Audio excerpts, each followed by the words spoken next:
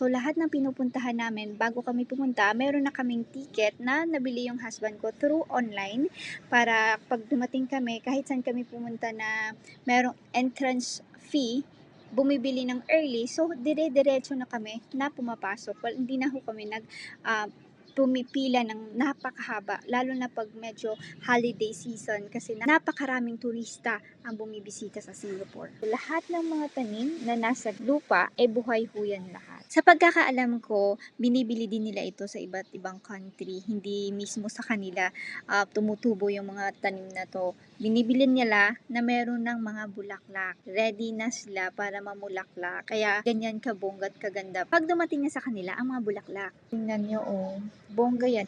Alam niyo dati yung kuya ko, nagtrabaho din siya sa isang florist siya. So, yung mga orchids na yan, after nilang mamulaklak, tinatapon na nila.